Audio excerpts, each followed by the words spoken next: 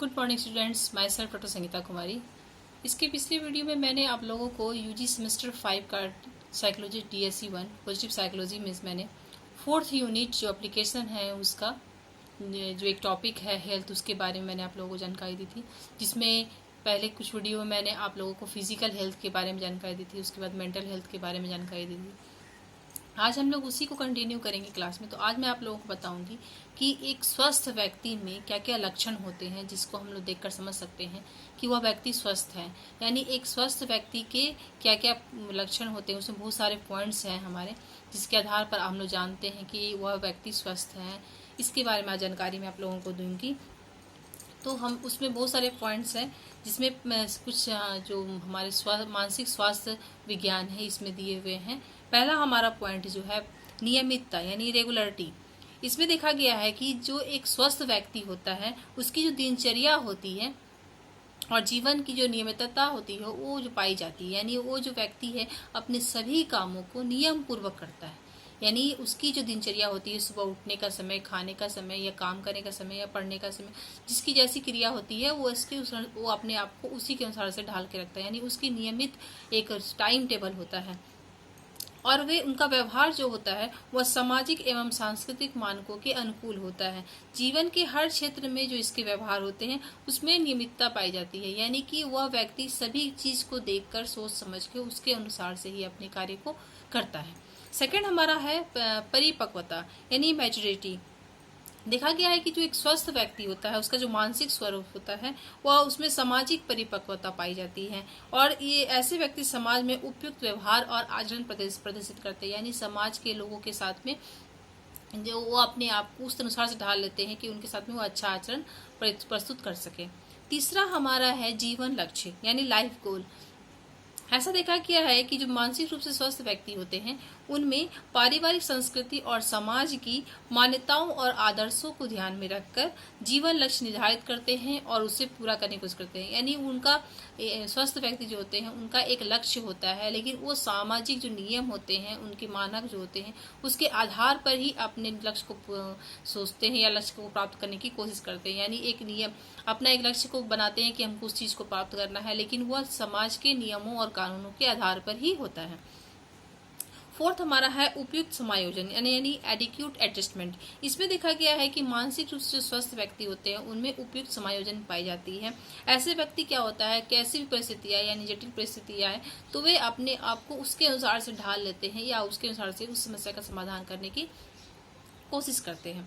इसके बाद हमारा पांचवा है आत्म मूल्यांकन यानी सेल्फ इरोलेशन।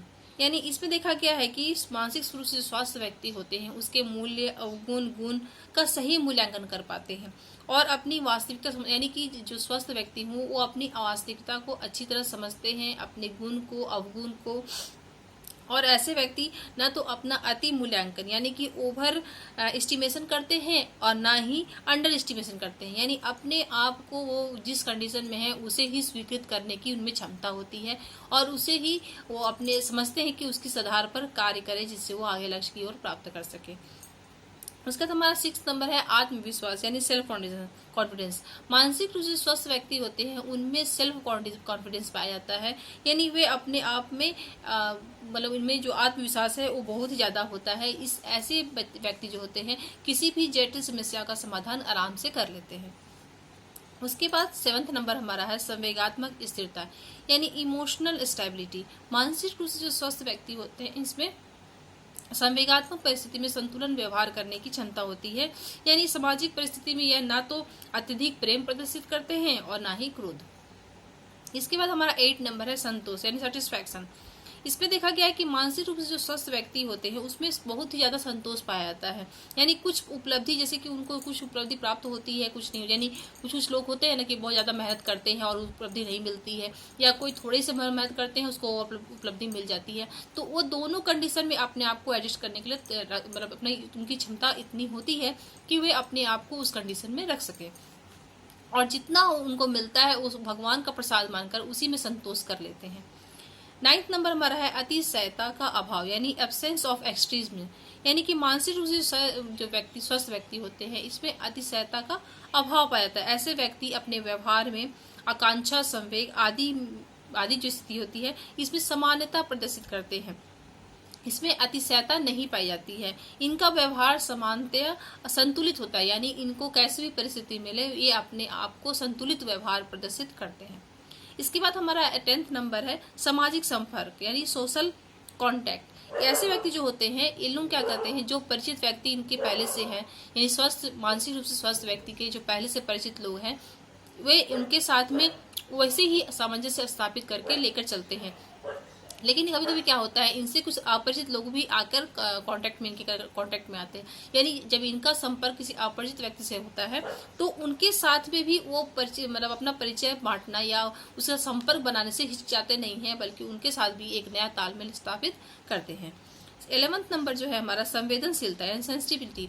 इसमें देखा गया है कि मानसिक रूप से जो स्वस्थ व्यक्ति होते हैं ये सामाजिक घटनाओं के प्रति सामान्य संवेदनशीलता प्रदर्शित करते हैं, यानी इनमें क्या होता है, व्यक्ति की जो सामान्य जिंदगी में छोटी मोटी घटनाएं होती है उनको वो अत्यधिक गंभीर दृष्टिकोण से नहीं देखते, यानी छोटी मोटी घटनाओं को उसी ढंग से ही अपने जीवन में महसूस करते हैं और अपने आप में इसे कहा जाएगा सेंस ऑफ ह्यूमर पाया जाता है, यानी कि छोटी घटनाओं में और बड़ी घटनाओं में ये अपने आप को कैसे संतुलित करके अपने आप को व्यवहार को प्रदर्शित कर सके, इनमें भी ये क्षमता पाई जाती है। उसका 12th नंबर है हमारा आत्मविश्वास यानी सेल्फ स्टीम। मानसिक स्वस्थ जो व्यक्ति होते हैं इनमें आत्मसम्मान की रक्षा का प्रयास करते हैं, यानी ये अपने आप जो आत्मरक्षा होता है उसका पूरी प्रयास करते हैं और ऐसे कोई कार्य नहीं करना सोचते हैं या करना चाहते हैं जिससे दूसरे के लोगों की आत्मविश्वास को ठेस पहुंचे, यानी अपने आत्मविश्वास को बचाए रखने के लिए आत्मसम्मान को बचाए रखते हैं और साथ में दूसरों को भी ख्याल रखते हैं। 13th नंबर हमारा है उपयुक्त सामाजिक व्यवहार यानी एडिक्यूट सोशल बिहेवियर। इसमें देखा गया है कि व्यक्ति जो होता है मानसिक रूप से स्वस्थ व्यक्ति अपने परिवार और समाज के प्रति उपयुक्त व्यवहार करता है, यानी कि वह जैसा लोग होते हैं उसके अनुसार से वह अंतःक्रिया करते हैं और सामंजस्य को पूरी तरह से बना के रखते हैं और ये ऐसे व्यवहार नहीं करते हैं जिससे समाज विरोधी कोई कार्य हो। इसके बाद 14th नंबर हमारा है पारिवारिक अंतःक्रिया यानी फैमिली इंटरेक्शन। इसमें देखा गया है कि परिवार के सदस्यों के साथ में वो उपयुक्त अंतःक्रिया करते हैं और ऐसा व्यवहार नहीं करते हैं जिससे परिवार में कलह हो, यानी अपने परिवार का जो शांति है उसको बनाए रखने की पूरी कोशिश करते हैं। वो ऐसे चीजों को नहीं करते हैं जिससे परिवार में कोई कलह या अशांति फैले। उसका हमारा 15th नंबर है संतुलित व्यक्तित्व यानी बैलेंस पर्सनैलिटी। ऐसे व्यक्ति में देखा गया है कि इसकी जो पर्सनैलिटी होती है वो बैलेंस्ड होती है और इसका स्वभाव, चरित्र, विवेक आदि वातावरण के उपयुक्त ही अनुकूलन स्थापित कर लेता है, यानी जैसा उसकी परिस्थिति आती है वह अपने आप को उसी के अनुसार से ढाल लेते हैं। 16th नंबर हमारा है सहनशीलता यानी टॉलरेंस। ऐसा देखा गया है कि मानसिक रूप से जो स्वस्थ व्यक्ति होते हैं उनमें सहनशीलता बहुत पाई जाती है। ऐसे व्यक्ति जीवन की निराशाओं, बाधाओं से घबराते नहीं है, वरन उनका दृढ़ता के साथ में उसका समाधान करने का प्रयास करते हैं। 17th नंबर हमारा है संवेगात्मक परिपक्वता यानी इमोशनल मैच्योरिटी। इसमें देखा गया है जो मानसिक रूप से स्वस्थ व्यक्ति होते हैं इनमें संवेगात्मक परिपक्वता पाई जाती है, यानी ऐसे व्यक्ति में भय, क्रोध, प्रेम आदि का संवेग पर नियंत्रण करने का इनमें क्षमता होता है या अपने आवश्यकता के अनुसार ही इस तरह के जो भावनाएं उनमें आती हैं उन्हें प्रदर्शित करते हैं, यानी इनमें क्रोध हो, चाहे भय हो, चाहे किसी के प्रति प्रेम हो, ये अपने आप को उस अनुसार से ढाल लेते हैं और किस जगह कैसे प्रदर्शित करने हैं अपने आपको वो ऐसा प्रदर्शित करते हैं। इसके बाद हमारा 18th नंबर है शीघ्र निर्णय यानी क्विक डिसीजन। इसमें देखा गया है कि जो मानसिक रूप से स्वस्थ व्यक्ति होते हैं उसमें क्विक डिसीजन लेने की क्षमता होती है, यानी वो फट सा अगर कोई घटना उसके सामने में घटती है तो वो तुरंत उसके अच्छे बुरे को सोचकर उसके अनुसार से फट सा निर्णय ले लेते हैं।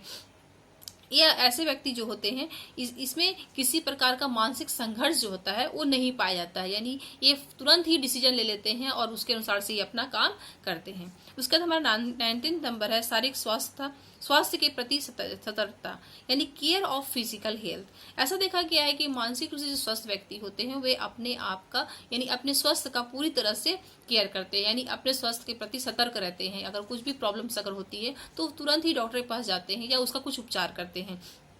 इस तरह से ये अपने भोजन और व्यायाम के लिए शरीर को संतुलित रखने का प्रयास करते हैं, यानी अपने भोजन भी नियमित रूप से सही से ही खाते हैं या स्वस्थ भोजन करते हैं, बोलेंगे कि वो खराब भोजन नहीं करते हैं और व्यायाम भी प्रतिदिन अपने अनुसार से करते हैं।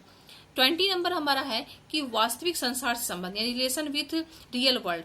ऐसे व्यक्ति जो होते हैं, मानसिक रूप से स्वस्थ व्यक्ति होते हैं, उनका संबंध हमेशा रियल लाइफ से होता है, यानी उनको मतलब कल्पना में खोए नहीं रहते हैं। इनका जो वास्तविक जीवन है वो रियलिटी पर चलता है। ये अपने ख्याली, जिसे हम कहेंगे ख्याली पुलाव नहीं पकाते हैं और रियलिटी पर ही अपने आप को संबंध रखते हैं और अपने आप को उसी के अनुसार से वास्तविक तथ्यों से संपर्क बनाए रखते हैं।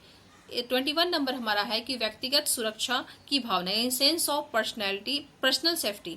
ऐसे लोग जो होते हैं इनमें व्यक्तिगत सुरक्षा की भावना अधिक पाई जाती है और ये इनको ये पता होता है कि अगर ये अकेले रहेंगे तो टूट जाएंगे, इनका कोई साथ नहीं देगा अगर तो इसीलिए ये चाहते हैं कि हम समूह में रहें, यानी अपने आप को ये समूह से अलग करने की कोशिश नहीं करते, समाज में रहना चाहते हैं, समाज से अलग रहना नहीं चाहते हैं।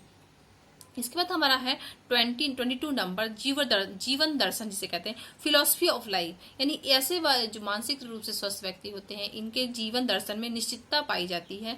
ये अपने कर्तव्यों और दायित्वों का अवहेलना नहीं करते हैं और जीवन दर्शन संसार से संबंधित होता है, यानी ऐसे लोगों को जो हमारी जो समाज की जो संस्कृति होती है उसकी अवहेलना नहीं करते हैं और उसके साथ अपना सामंजस्य जो होता है वो बनाए रखते हैं।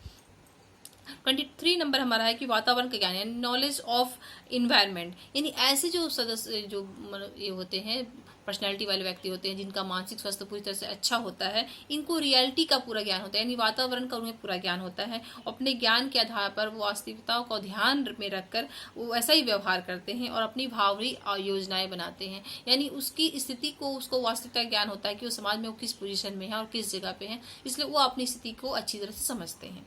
इसके बाद हमारा 24 है मानसिक विकृतियों का अभाव, यानी एब्सेंस ऑफ मेंटल डिसऑर्डर। इसमें देखा गया है कि मानसिक रोगों का अभाव पाया जाता है, यानी जो मानसिक रूप से स्वस्थ व्यक्ति होते हैं इसमें मानसिक रोग जो होती है वो नहीं पाए जाते हैं। ऐसे व्यक्ति में मनोस्नायु विकृति और मनोविकृति यानी साइकोसिस टाइप की बीमारी नहीं होती है। उसके बाद 25 नंबर जो है हमारा लास्ट नंबर है रचनात्मक कार्य, यानी क्रिएटिव वर्क। ऐसा देखा गया है कि मानसिक रूप से जो स्वस्थ व्यक्ति होते हैं उनमें रचनात्मक कार्य में अधिक रुचि होती है। वैसे व्यक्ति जो होते हैं सामाजिक कार्यों को रचनात्मक दिशा प्रदान करते हैं, यानी कि कुछ ऐसे व्यक्ति जो होते हैं इनमें कुछ न कुछ क्रिएटिविटी पाई जाती है। ये कुछ भी चीज लेकर नया कुछ करने की कोशिश करते हैं, यानी कुछ नया ही आविष्कार करने की कोशिश करते हैं, यानी वो अपना दिमाग कहीं ना कहीं लगाने की कोशिश करते हैं। ये अपना समय बर्बाद नहीं करते हैं और समाज को कुछ नया चीज देने की कोशिश भी करते हैं। इस तरह से हम जाने कि एक मानसिक स्वस्थ व्यक्ति में क्या क्या गुण होने चाहिए। इस तरह से हम लोग जान सकते हैं कि अगर कोई इस तरह से व्यक्ति अगर अपने हर चीजों को अपने सॉल्व करता है, अपने स्वास्थ्य के प्रति सजग है, समाज की हर चीजों को देखता है, तो वह उसे हम लोग मानसिक रूप से स्वस्थ व्यक्ति मानेंगे। आज हम लोग इसी को यही खत्म करते हैं। इसके नेक्स्ट वीडियो में आप लोगों को मानसिक रूप से जो स्वस्थ होते हैं उनको कुछ प्रभावित करने वाले कारक होते हैं उसके बारे में आप लोगों को मैं जानकारी दूंगी। आज के लिए इतना ही। Thank you.